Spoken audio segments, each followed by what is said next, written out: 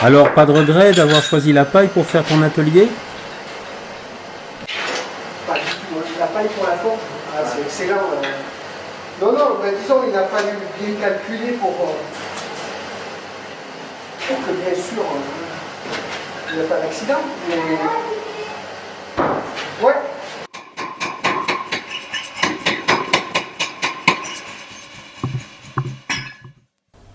Et le confort, c'est pas juste avoir un bon canapé, un bon lit. Il y a une ambiance, il y a quelque chose dans l'atmosphère de la maison qui est agréable, quoi. On s'y sent bien. En paille, on peut tout faire. Faire des grosses quantités sans souci, on manquera pas de matériaux et personne n'en manquera.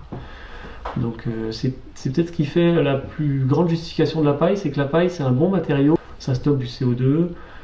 Pour une grande part des projets, c'est de la paille qui vient de très près du projet, donc un bilan carbone excellent. Ça fait des maisons saines, des maisons bien isolées, c'est-à-dire qu'avant la RT 2012, on était les seuls à proposer des maisons aussi isolées. Actuellement, il n'y a pas beaucoup de constructeurs qui proposent des maisons aussi isolées qu'une maison en paille, toujours. Ah, c'est très facile à chauffer. Ah ouais, carrément. C'est déconcertant même. Oh oui, la paille, c'est vrai qu'il y a quelques années, quand on disait on construit en paille, on nous disait « Ah, c'est vous les trois petits cochons ». Maintenant, les gens qui sont pas au courant nous parlent « Ah, et ça craint pas les rongeurs ». C'est le principal souci du néophyte, je dirais. C'est les rongeurs, si on veut vraiment leur faire plaisir, il faut leur offrir un bloc de polystyrène. Là, ils vont être heureux. Les gens ont peur du feu, la paille c'est quasiment un pare-feu. On a eu des tas de tests, il y a eu des tests faits en laboratoire, des tests faits grandeur nature sur des collèges, enfin sur des maquettes de collèges avant de construire les collèges. Et les pompiers, quand ils débriefent l'exercice, ils disent bah, si on était honnête, on le passerait en matériaux pare-feu, quoi. Parce qu'une botte de paille, c'est pas possible de l'allumer tant qu'on l'a pas éclatée. Et quand elle est dans le mur, c'est qu'elle n'est pas éclatée, c'est qu'elle est bien serrée. Il n'y a pas d'oxygène, passé assez d'oxygène à l'intérieur d'une botte de paille. C'est un petit peu l'image d'un annuaire. On peut très bien faire brûler chaque page d'un annuaire. On aura beaucoup de mal à le faire brûler tant qu'il est fermé, quoi. En fait, globalement, il y a 4 techniques d'ossature bois quand on veut isoler en paille. On a celle qu'on a utilisée par exemple dans la maison Feuillette qui date de 1920, qui est un des premiers exemples, je pense, recensés. En tout cas, où là, on a une ossature traversante qui va de l'extérieur vraiment à l'intérieur de la maison, qui fait toute la largeur de la botte de paille. Et là, pour le coup, c'est une ossature qui se compose de petits éléments, donc, qui est ajourée, qui a la solidité nécessaire pour tenir le bâtiment, bien sûr. Et on peut avoir, comme dans le bâtiment ici, qui est une forge, un atelier de forge avec une maison attenante, où là on a utilisé plutôt l'ossature centrée, donc ce sont des bois qui font en général de 18 à 20 cm, et qui se mettent au milieu des bottes de paille, au milieu du mur.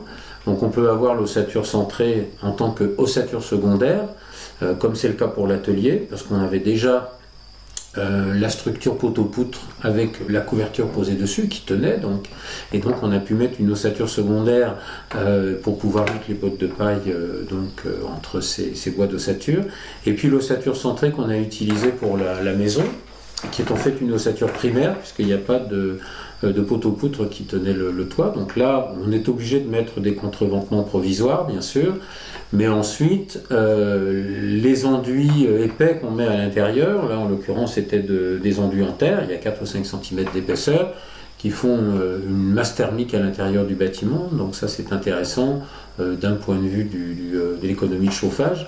Et il y a une finition en plâtre ici, mais ça peut être une finition en terre, et à l'extérieur du bâtiment, donc c'est un enduit à la chaux, faiblement hydraulique, de façon à permettre la migration de l'humidité, la régulation hygrométrique, et ces deux enduits constituent le contreventement du bâtiment. Et puis aussi, on a donc la possibilité de mettre l'ossature sur l'extérieur du mur, donc, ou alors vers l'intérieur. Donc ça, c'est deux techniques qui sont très utilisées. Ouais, on voit l'extérieur de la paroi paille. Alors, il se trouve qu'on est là, on est dans le garage, hein, mais c'est exactement le même principe quand on est à l'extérieur de la maison. On voit l'ossature de la paroi derrière, ici, verticale. Donc. Il y a une nappe de litho mise en diagonale pour permettre de contreventer la structure. Et puis sur la paille, je projette une barbotine de terre qui a deux intérêts. Déjà un intérêt réglementaire, c'est la protection au feu.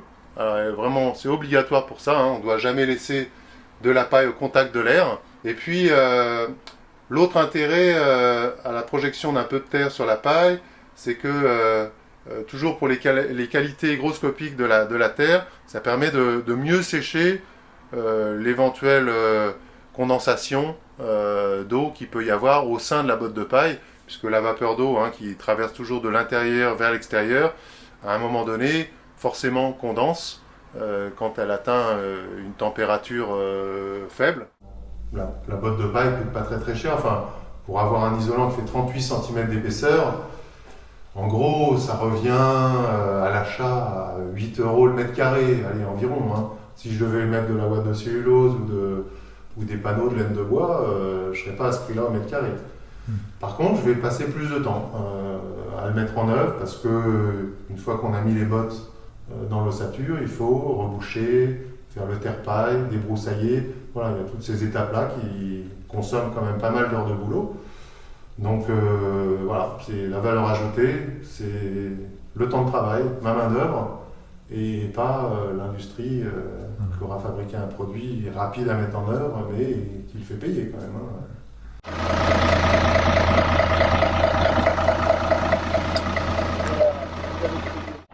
Vas-y, c'est pas. Vas-y, toujours. La paille, le plus embêtant, c'est en longueur. En densité, on règle comme on veut, puisqu'il y a un système de vélin hydraulique, donc ça se règle très bien. La longueur, elle est fonction du réglage de la presse, bien sûr, mais aussi de la densité de l'andin qui est sorti de la moissonneuse. Donc c'est approximatif, on ne peut pas faire vraiment toutes les mêmes. Et puis si le chauffeur du tracteur il a un peu le pied lourd. Le chauffeur du tracteur, voilà, c'est...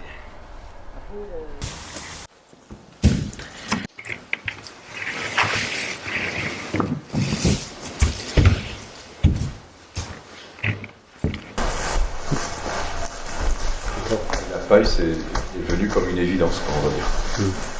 C'est vraiment la performance de la maison qui nous intéresse.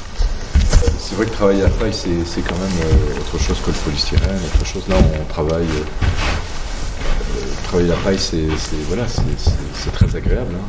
On trouve toujours du monde pour venir t'aider à mettre des bottes de paille. Tout le monde a envie de bouger des bottes de paille. Hein. On a tout ça dans nos mémoires, mais bouger du polystyrène ou bouger des... Voilà, ça, tu trouves beaucoup moins de monde. Ça, pour le parpaing polystyrène, il y a quand même moins de monde qui vient t'aider. Il faut percer un trou à 2,5. Tu t'envoies une 140, tu viens choper le manteau du chauffe-eau. Aujourd'hui, c'est pas...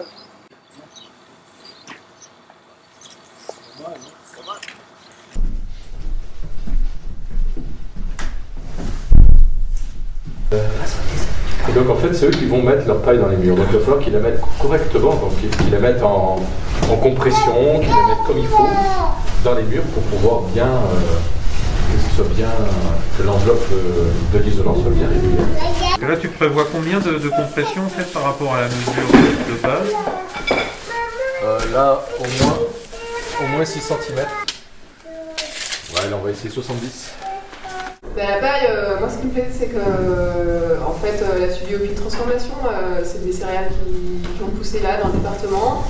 Et en plus, les bottes ont un gros avantage, c'est qu'elles ne sont pas régulières. Et donc, on va pouvoir faire des enduits par-dessus qui ne seront pas complètement lisses, complètement uniformes. Un enduit plâtre chaud au sable. Peut-être avec une finition en terre, ça sera cool.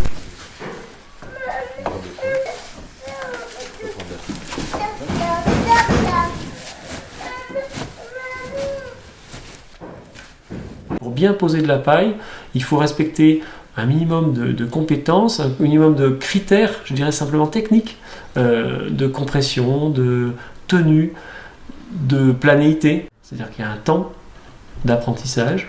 On peut le faire sur son propre chantier On peut l'apprendre en théorie et puis l'apprendre en pratique après sur son propre chantier, c'est jamais aussi efficace que d'apprendre avec des gens ou de se faire assister par des professionnels. C'était vachement confortable, c'était vachement sympa de travailler du bois pour l'ossature, de la paille, de la terre avec un petit peu du plâtre, etc. De participer activement sur son chantier, on est acteur et j'ai beaucoup appris. Ce qui a été super pour moi, c'est que je suis allé voir un copain agriculteur, Axel, et que j'ai fait les bottes avec lui après la récolte du blé. Les matériaux premiers, puisqu'on parle un peu de ça, les matériaux premiers, les matériaux de cueillette, sont beaucoup plus difficiles à utiliser que tous les matériaux de l'industrie. Si vous prenez de l'enduit terre, si vous prenez de la chaux, et encore on est déjà un petit peu éloigné, mais si vous prenez faire un mur en pierre sèche par exemple, faire un bon mur en pierre sèche, ça demande un apprentissage. Travailler le bois, de façon traditionnelle, c'est-à-dire pas avec des connecteurs métalliques, ça demande un vrai apprentissage.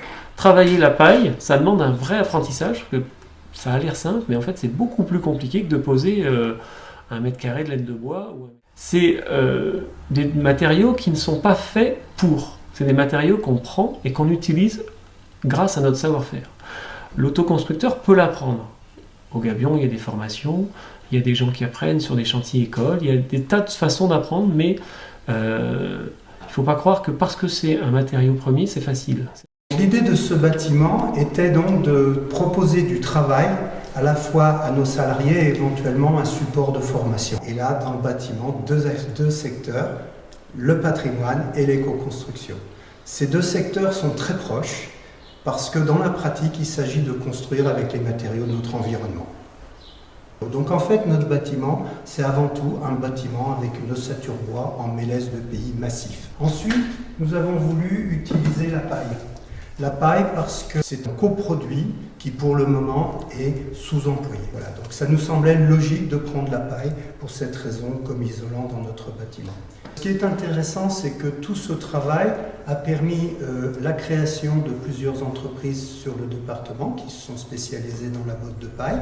Ça a permis aussi de contribuer par les assises à créer du réseau au niveau régional sur les acteurs de la botte de paille et en particulier donc de voir des projets importants comme la salle polyvalente de Mazan où le plâtre a été mis en extérieur sur les bottes de paille, un petit peu suite au travail que nous avons fait ici. C'était prévu aux élections de 1965 la construction d'une salle polyvalente à Mazan et ça ne s'était jamais réalisé. Et ensuite il y a eu un lancement d'un appel à projet et on a reçu 35 ou 40 projets. Et celui-là, disons qu'au départ, n'avait pas trop retenu mon attention dans la mesure où il était trop différent des autres.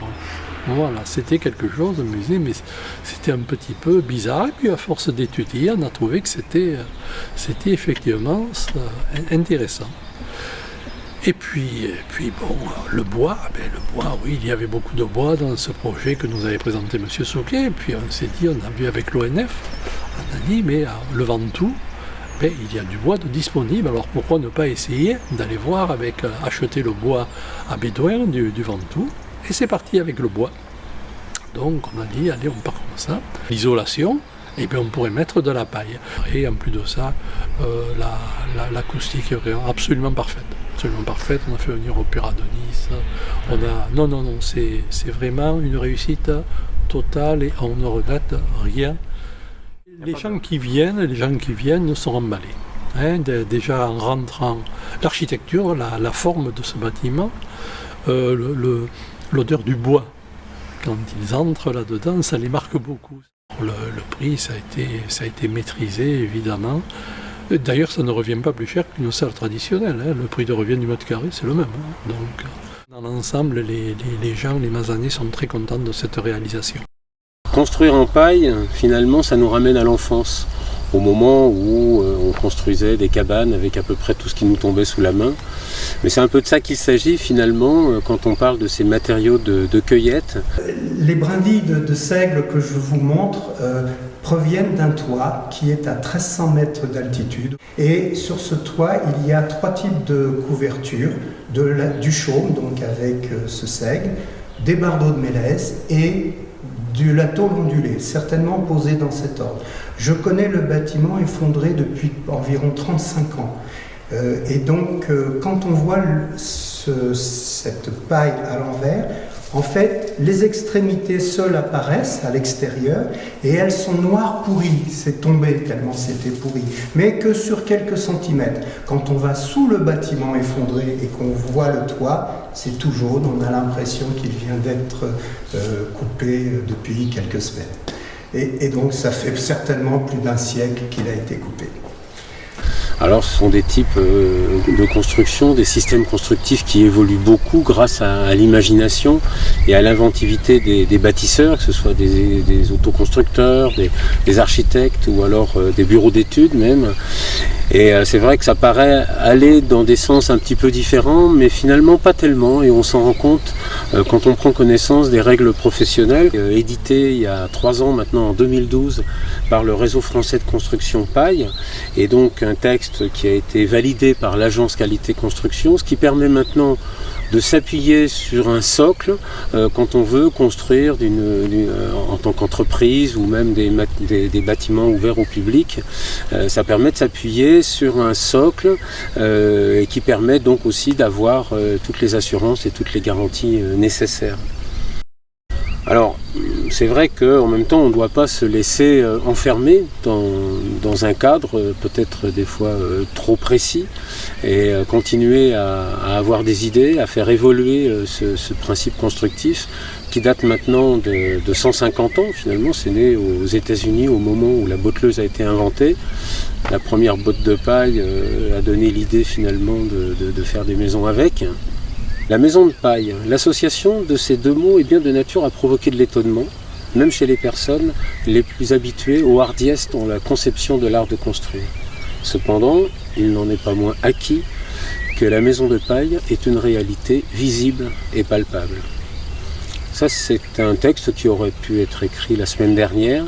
Il se trouve que c'est un texte qui fait partie d'un article de Gustave Lamache et qui relate la construction de la première maison en botte de paille, au Saturbois botte de paille en France et peut-être même en Europe, construite par monsieur Feuillette. Donc c'est un type de construction maintenant qu'on peut qualifier de pérenne, puisque quasiment centenaire.